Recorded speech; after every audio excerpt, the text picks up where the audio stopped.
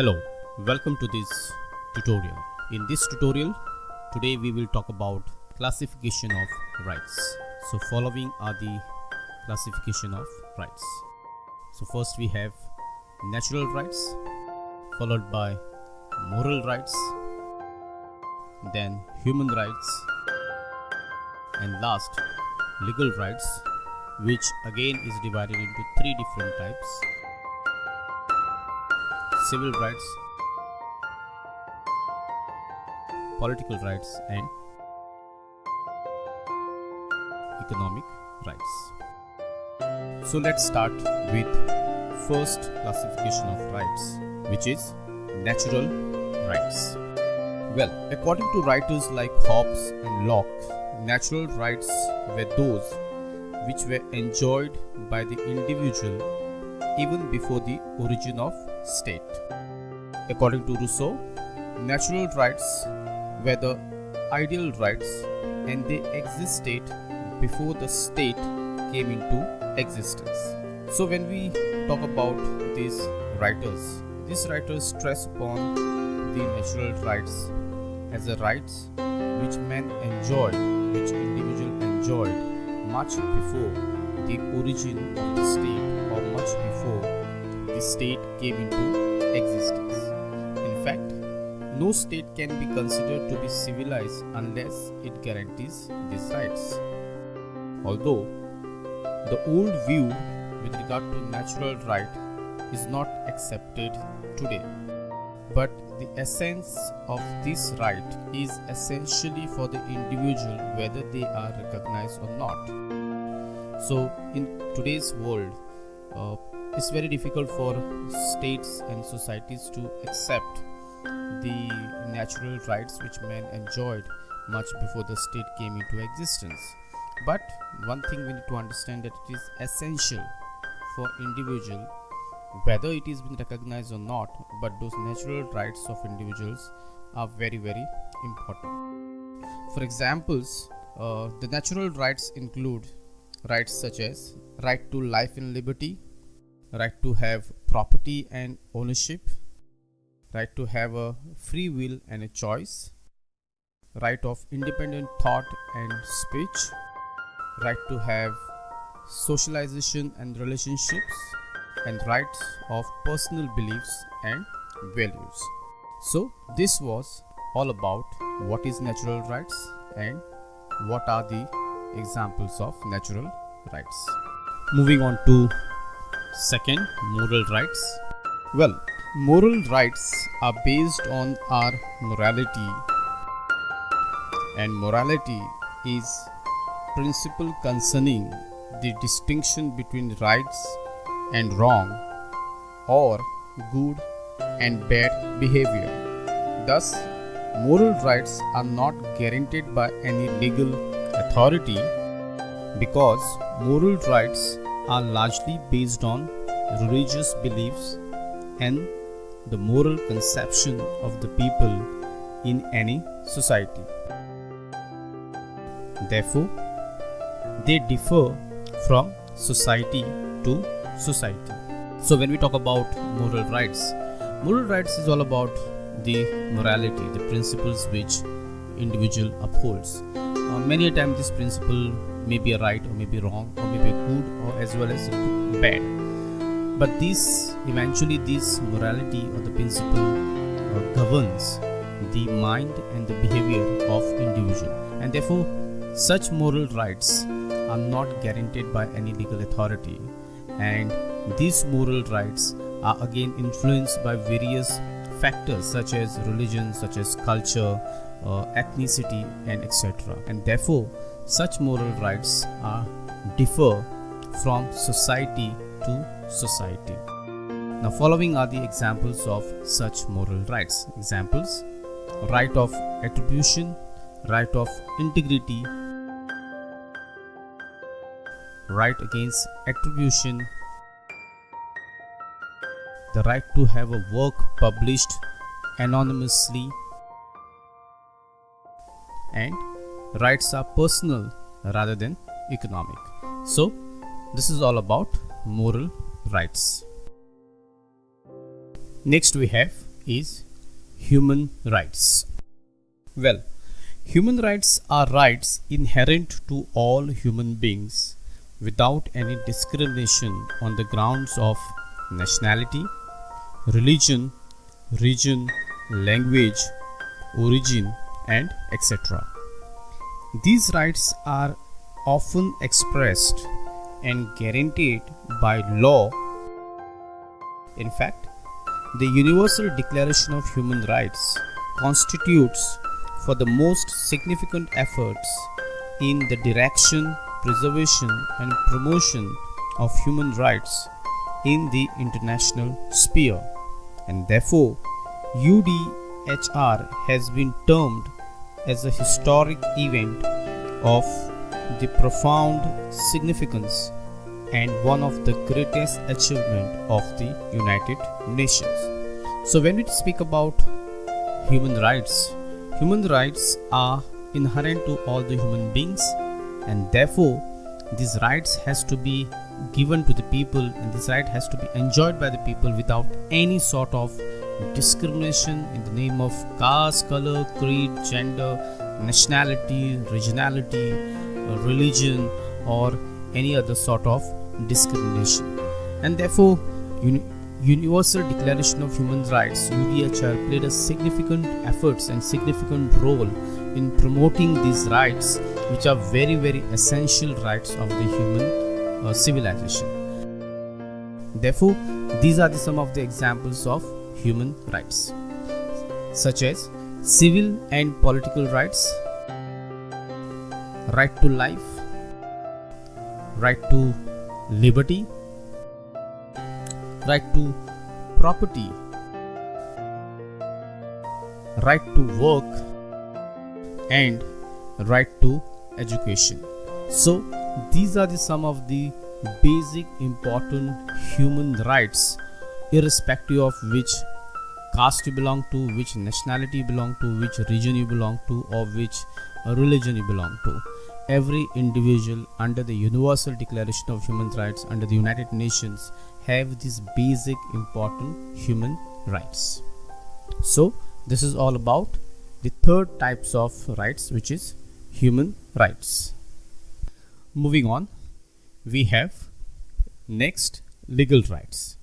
Well, legal rights are those rights which are secured by the state and guaranteed through its laws. So basically all the legal rights are secured by the state and it is guaranteed within the framework of the constitution or the law of the state. According to Dr. Leacock, legal rights is a privilege or immunity enjoyed by citizen against any of his fellow citizens, granted by the sovereign power of the state and upheld by the state. So basically this definition talks about that legal rights are the privileges or the immunities which is enjoyed by the citizens against definitely his own fellow citizens, and all these legal rights are protected and granted by the sovereign power of the state, which is the constitution of the country. Well, so legal rights are recognized by the state, and the police and the court ensure their enforcement. So it is embodied within the constitution, and therefore legal rights are very important aspects of human rights. Well, further, these legal rights have been divided into three categories. First, we have civil rights. Second, we have political rights. And third, economic rights. Now let us take first civil rights. Well, civil rights are the most important and fundamental of all the rights. In fact, civil rights are the most important rights which every citizen enjoys within the framework of legal rights. So therefore, they are those rights without which no civilized life is possible. Obviously, because civilized life is impossible under the fear of being hurt, attacked, killed, or property confiscated. So, civil rights are considered to be a primary and more vital than the other two rights which we'll be speaking about later, which is political and economic rights. Therefore, some of the important civil rights are protection of life and property, right to education, right to family, and right to freedom of speech and expression. Beside these four major important civil rights, right to life, right to freedom, right to security, right to property, right to free press, freedom of assembly, freedom to form union and associations, and right to equality before law and equal protection of law. So these are some of the examples which basically speaks about what civil rights are and what are the examples of civil rights which every citizen enjoys within the framework of legal rights in the state. So to conclude, the importance of civil rights cannot be overemphasized until and unless every civilized state guaranteed these rights. Therefore, civilized state has to guarantee these rights to all its subjects and citizens. So, this is all about the first point, which is civil rights within the framework of legal rights. Now let us talk about the next category, which is political rights within the framework of legal rights. Now, political rights are those rights which enable the people to have a share in the administration of the country. By exercising the political rights, the individual participates in the affairs relating to the administration of the country. So basically, when we talk about political rights, these rights are given to the people to participate in the political affairs of the state or a country, so that they can exercise these rights to contribute something back to the administration of the country as well as to the affairs related to the country. Some of the important political rights are right to vote, right to contest election, the right to hold government offices, and the right to criticize the government.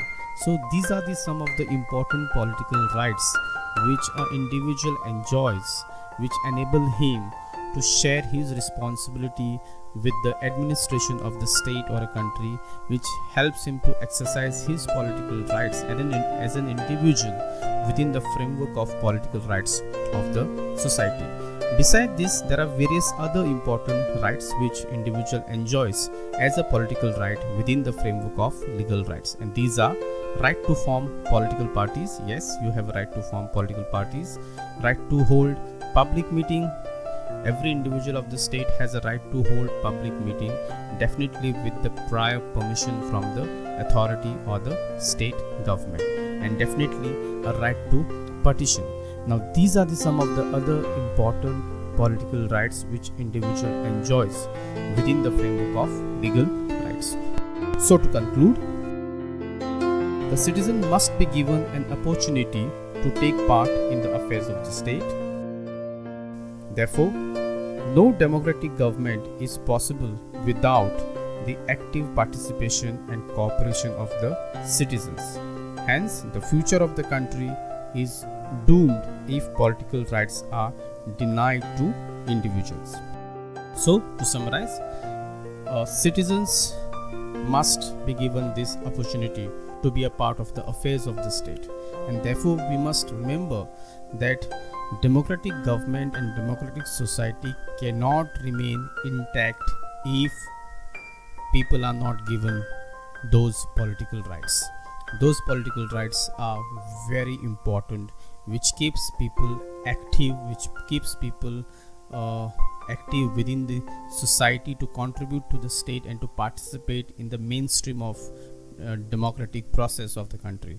And if at all any state in future deny these rights to people, then the state will soon gonna be collapsed, soon gonna be doomed.